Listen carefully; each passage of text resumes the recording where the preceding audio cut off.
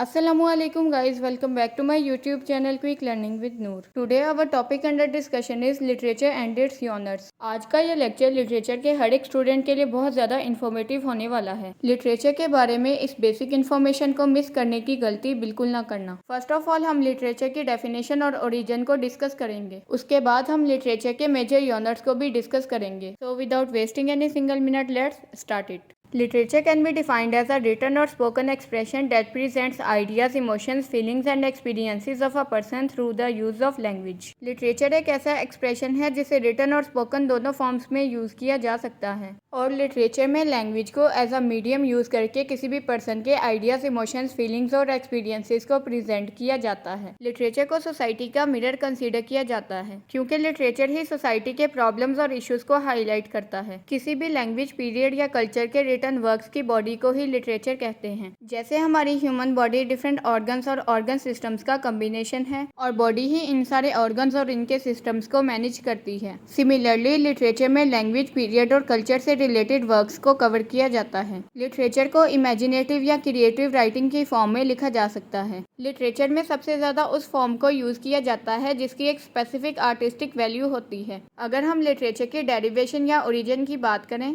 तो लिटरेचर को Latin language के एक वर्ड लिटरेटुरा से डिराइव किया गया है जिसका मतलब किसी भी ग्रामर या राइटिंग को लर्न करना है और लिटरेटुरा वर्ड से ही ये जाहिर होता है कि इसमें राइटिंग या लेटर को यूज़ किया जाता है। अगर हम जनरली लिटरेचर को डिफाइन करें तो इसमें बुक्स को रीड या स्टडी करके नॉलेज को गेन किया जाता है। Literature can also be defined as a method of recording, preserving and transmitting knowledge and entertainment. Literature एक ऐसा मेथड है जिसमें सबसे पहले इन्फॉर्मेशन को रिकॉर्ड किया जाता है, उसके बाद कोई भी राइटर उसे रिटन फॉर्म में प्रिजर्व कर लेता है और बुक्स या आर्टिकल्स की फॉर्म में उस नॉलेज या एंटरटेनमेंट को दूसरे लोगों के साथ भी शेयर किया जाता है। लिटरेचर की सबसे ज़्यादा अर्लीस्ट फॉर्म ऑरल लिटरेचर है। पुराने ज़माने में रहने वाले लोग प्रिंटिंग प्रेस की इजाज़त से पहले पोम्स, सॉन्ग्स और स्टोरीज़ को कंपोज करते थे। ये कहानियाँ वो अपने बच्चों को सुनाते थे और फिर यही कहानियाँ वो आगे अपने बच्चों को सुनाते थे। इस तरह ये कहानियाँ एक जनरेशन से दूसरी जनरेशन में पास होती थी, जिनको फोकलोर्स या लोक दास्तानों का नाम भी दिया जाता है।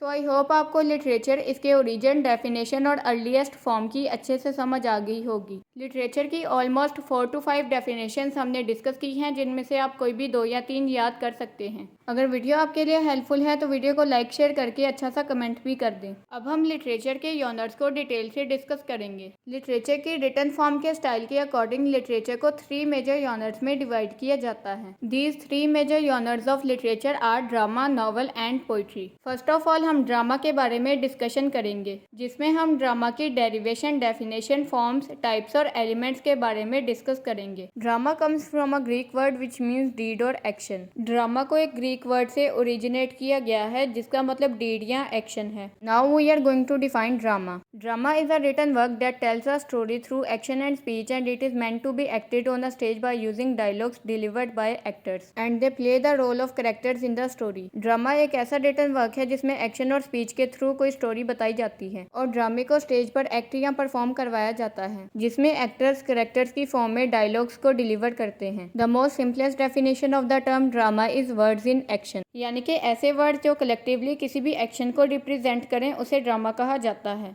Now we are going to talk about some important forms of drama. Drama को डिफरेंट फॉर्म्स में परफॉर्म करवाया जा सकता है, जिसमें मोस्ट फेमस प्ले, मूवी या टेलीविजन प्रोडक्शन है। मोस्टली ड्रामास में सीरियस टोन और सीरियस सब्जेक्ट को चूज किया जाता है। इसी वजह से ड्रामा को सबसे ज्यादा ट्रेजेडी की फॉर्म में लिखा जाता है। ड्रामा को डिफरेंट टाइप्स में डिवाइड किया जाता है, मगर उनमें सबसे ज्यादा famous types tragedy, comedy, ट्रेजी comedy और मेलोड्रामा है। मॉडर्न ड्रामा और उसकी कैरेक्टरिस्टिक्स को हम ऑलरेडी अपने यूट्यूब चैनल पर कवर कर चुके हैं। उस वीडियो का लिंक भी नीचे डिस्क्रिप्शन में प्रोवाइडेड है, जिससे आप हेल्प ले सकते हैं। अब हम ड्रामा में यूज होने वाले बेसिक एलिमेंट्स को डिस्कस करेंगे। उससे पहले अगर आपने अभी तक चैनल को सब्सक्राइब नहीं किया तो चैनल को सब्सक्राइब करके बेल आइकन को भी प्रेस कर दें। ड्रामा के मोस्ट इंपॉर्टेंट एलिमेंट्स में plot, setting, character, dialogue, theme और सीनरी शामिल हैं। ड्रामा को डिटेल से डिस्कस करने के बाद अब हम नॉवल के की फैक्ट्स को डिस्कस करेंगे। नॉवल एक इटालियन वर्ड नोवेला से ओरिजिनेट हुआ है, जिसका प्लूरल नोवेलस है और इटालियन लैंग्वेज से लिए गए वर्ड नोवेला का मतलब न्यू है, जिसका मतलब नया, अनोखा या निराला है। लिटरेचर के 3 मेजर जॉनर्स में नॉवल भी एक सिग्निफिकेंट वैल्यू रखता है। अगर लिटरेचर के तमाम जॉनर्स का कंपैरिजन किया जाए तो उनमें नॉवल सबसे ज़्यादा लेंथी होता है। Novel is a literary genre और a famous genre of literature. अब हम नॉवल की डेफिनेशन को डिटेल से डिस्कस करेंगे। Novel can be simply defined as a long fictional prose narrative which contains all fictional elements of a short story. Novel भी fiction writing की ही एक फॉर्म है। फिक्शन में एक्चुअल इवेंट से ज़्यादा इमेजिनरी इवेंट्स पर फोकस किया जाता है। प्रोज राइटिंग का एक ऐसा स्टाइल है जिसमें राइमिंग या मीटर के पैटर्न या स्ट्रक्चर को फॉलो नहीं किया जाता।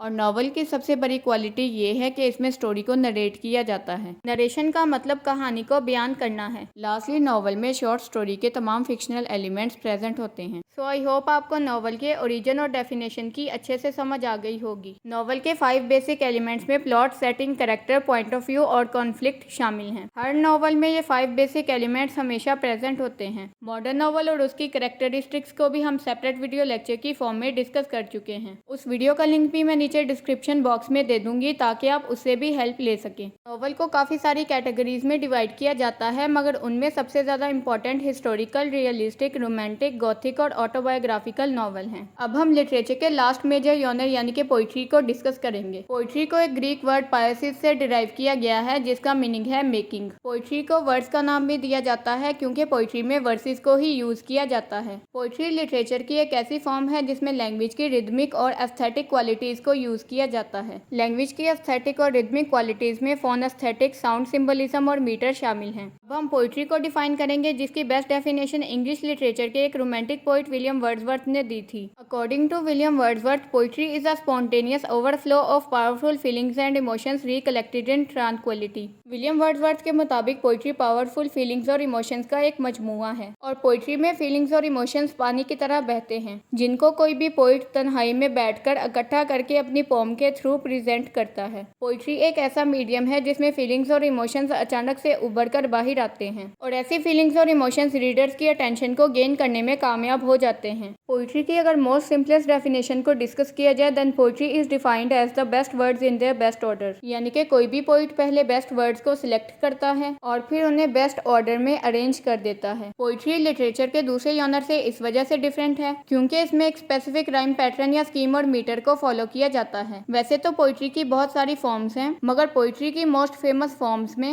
Epic, elegy, sonnet, free verse, blank verse, lyric, prose, ode और बैलेड शामिल हैं। इसके अलावा पोइट्री को बहुत सारी टाइप्स या कैटेगरीज में भी डिवाइड किया जाता है, जिनमें से सबसे ज्यादा यूज होने वाली टाइप्स नैरेटिव, लिरिकल और ड्रामेटिक पोइट्री हैं। अब आपके माइंड में ये क्वेश्चन रेज हो रहा होगा कि लिटरेचर के तो बहुत सारे जॉनर्स हैं, मगर हमने तो सिर्फ पोइट्री, ड्रामा और नॉवल को डिस्कस किया है। तो उसकी वजह यह है, जैसे कि मैं आप लोगों को ऑलरेडी बता चुकी हूँ कि स्टाइल के लिहाज से लिटरेचर में सबसे ज़्यादा पोइट्री, नॉवल और ड्रामा को यूज़ किया जाता है। और सबसे इम्पॉर्टेंट अनाउंसमेंट ये है कि मैं डेली बेसिस पर आपके सारे कमेंट्स पढ़ती हूँ और मैं ये कोशिश करती हूँ कि जिन टॉपिक्स की रिकमेंडेशन आपने दी होती है उनको मैं जल्द से जल्द अपने यूट्यूब चैनल पर कवर करूँ। आपके रिकमेंड किए गए बहुत से टॉपिक्स को हम कवर कर चुके हैं और इंशाल्लाह ताला बाकी टॉपिक्स को भी जल्द ही कवर कर लेंगे। लिटरेचर और उसके मेजर जॉनर्स के बारे में ये एक इंट्रोडक्टरी लेक्चर था। लिटरेचर के बाकी जॉनर्स को हम अपने अपकमिंग वीडियो लेक्चर में डिस्कस करेंगे। इंशाल्लाह ताला आपके रिकमेंड किए गए टॉपिक्स को भी हम जल्दी अपने YouTube चैनल पर कवर करेंगे। सीरियसली इन वीडियोस को बनाने में बहुत ज़्यादा एफर्ट और टाइम लगता है, तो आप भी इन वीडियोस पर अच्छा रिस्पांस दिया करें ताकि मेरा मोटिवेशन लेवल और ज़्यादा बूस्ट अप हो जाए। So that's all for today. Thank you so much for watching this video.